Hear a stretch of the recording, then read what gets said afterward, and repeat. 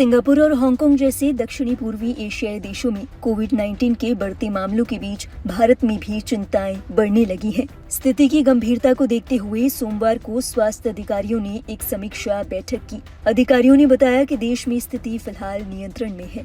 देश की अलग अलग स्वास्थ्य एजेंसियों के विशेषज्ञों के साथ हुई अधिकारियों की इस बैठक में मौजूदा हालों को लेकर समीक्षा की गई। सूत्रों के मुताबिक बैठक में ये बताया गया कि एशियाई देशों में बढ़ते मामलों के बीच भारत सरकार अलर्ट हो गई है। बता दें, सोमवार को हुई बैठक में national for disease control, emergency medical relief division, disaster management cell, Indian council of medical research और केंद्र सरकार के अस्पतालों के विशेषज्ञ मौजूद थे।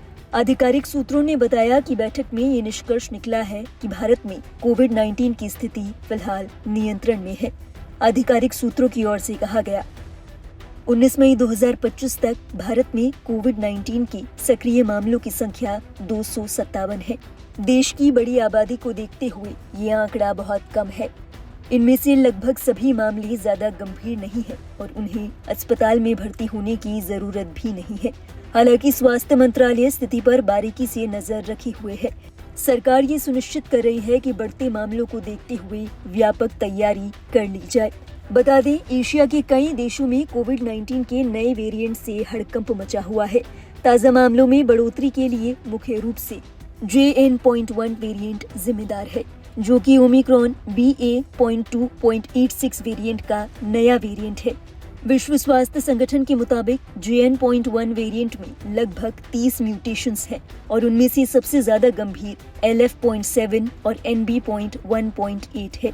अब आपको बताते हैं कि भारत में बीते सप्ताह कुल कितने मामले सामने आए हैं। स्वास्थ्य और परिवार कल्याण मंत्रालय के आंकड़ों के मुताबिक भारत में 12 मई से लेकर अब तक 164 मामले सामने आए हैं।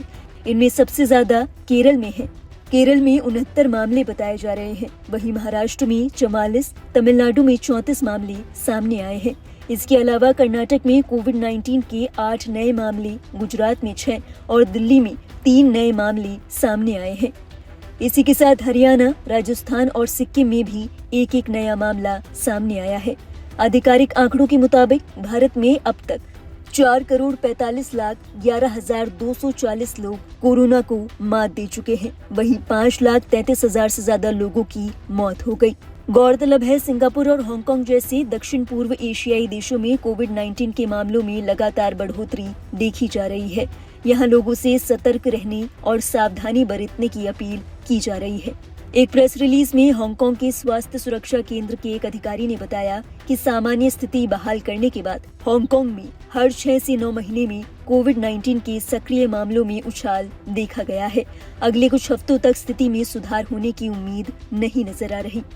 सिंगापुर के स्वास्थ्य मंत्रालय ने कहा कि 27 अप्रैल से 3 मई के बीच देश में कोविड-19 के 14,200 सक्रिय मामले थे। वहीं मई में हांगकांग में कोविड-19 के 31 गंभीर मामले थे। ये 12 महीने में सबसे उच्चतम स्तर है। दक्षिण पूर्वी एशियाई देशों में कोविड-19 के बढ़ते मामलों को देखते हुए सरकार ने भी कमर कस ली है।